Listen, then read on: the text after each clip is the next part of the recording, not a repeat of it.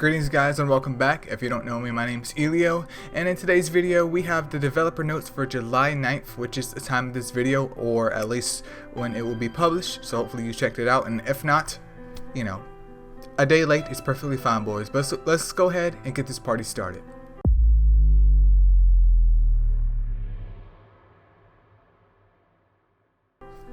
Alright, so let's see what we got here, boys. We got some Dongjin Lee action back as the director from MSL, and we got some updates coming in July, which is already July, so something needs to happen really quick, bro.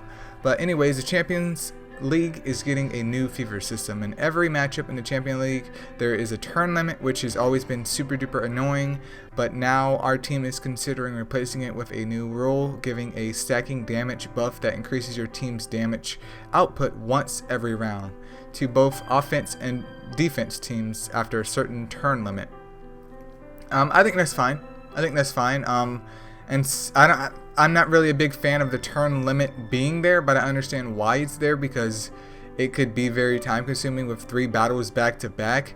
So if this is kind of like Titan's Wrath in a way, but for PvP, that's perfectly fine, because obviously due to the sliming nerf, your boy has to do something to get some gems. Not saying I'm ever top in Champions League either, but if this speeds up the process after a certain point in time, then I'm perfectly okay with this.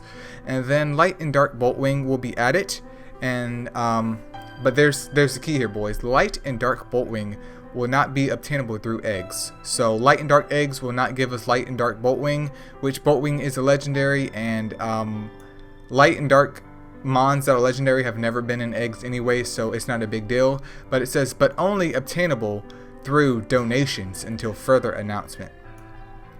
So if you want a light and dark bolt wing, depending on how good they are, there's rumor that one is like a sea striker. I think we've seen pictures of dark bolt wing, but I haven't seen any of the light one. But one of them is rumored to be a sea striker, which would be very, very interesting. But if you want a bolt wing, boys, you gotta donate, man. You gotta donate for now. It does say in parentheses below that still likely to become available for fusion in future updates, which means in the future sometime, maybe like 2 years from now or a year from now minimum, they'll add a Boltwing fusion in, which also means probably another fusion mon, which I'm not sure if anything at this point in time can top like Hohenheim in terms of just being completely and absolutely Pepega. I'm sure they can top it, just like, you know, like in Bleach, how Ichigo's all this type of stuff, or how Goku can go Super Saiyan God, Super Saiyan God, Super Saiyan, Super Saiyan God, Super Saiyan. But we'll just have to see until then. But it's cool that Light and Dark Boltwing will now be in addition to the Astro Guide. And yeah, I have no comments until the skills come out and we see how good Light and Boltwing are, even though I'm not a fan of the RGB ones. And then minor change in clan conflict ranking rewards, Poseidon Soulstones. Poseidon Soulstones will be changing from wood to water. And actually, I haven't been checking my Poseidon Soulstones. I don't even know how many that I have at the moment, but I always feel like I don't get as many as I would like. But it looks like we're switching to water Poseidon now. So if you were trying to build a wood one, boys, you're running out of time, because them Soulstones are about to be gone. And then UI improvement evolution. In the light of our community's continuous feedback on the need for better capturing experience, in-game UI will be given a few improvements in the next update to make it easier for masters to identify whether an Astromon you're about to evolve already exists in the Astro Guide or not. This is something that should have been added into the game, I would say within the first 6 months, but better late than never, so I don't have anything negative to say about that. You could say that, you know, it's taken them forever to put it in the game, but once it's in the game, it's another quality of life thing that would be gladly appreciated, so I don't have to go through my Astro Guide or literally keep like a list of mons that I know I need to evolve because I'm not sure otherwise. But when I read this at first, I thought they were going to change the evolution animation. Like, can we get an option as well? Not only does it tell us what mons we've evolved to Evo 3, but an option just to skip the evolution animation entirely. Like, can we just hit like a check mark and you hit just evolve and then it's over? Like, that would be great too, because I'm tired of seeing the evolution screens, man. I'm tired of it. I mean, it gets old after a while, but hopefully that will come in the next 2 years or so.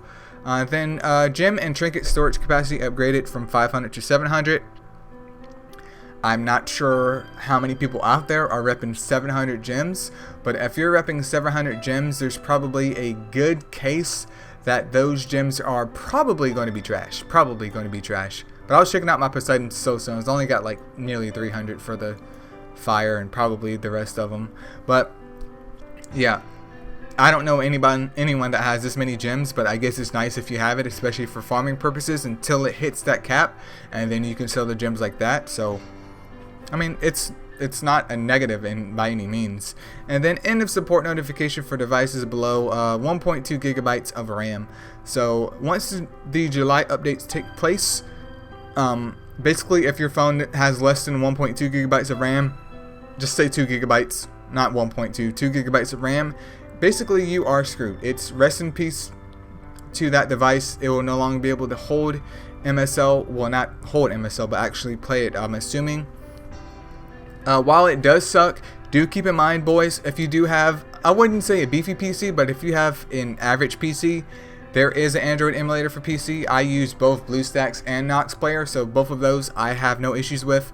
If you have a newer phone, your boy's ripping like a 2014 phone, feel free to use it on that if you're playing on it already, or a tablet or something of that nature. But if you want to continue to play the game, you just have to upgrade, and hopefully, I'm hoping in the future, not now, but I'm hoping sometime in the future that this helps with the stability of the game and prevents it from crashing at least once per day. Like if it can crash like once per day less than what it already does, then in my honest opinion, that is a big improvement. And then we have updates also coming in August.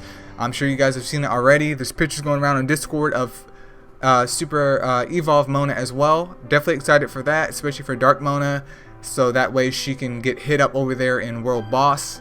Other than that, I mean, Mona's a great wave clearer. Is it necessary to Super Evolve the water one? If you have the stones, go for it, but it doesn't change anything about B8.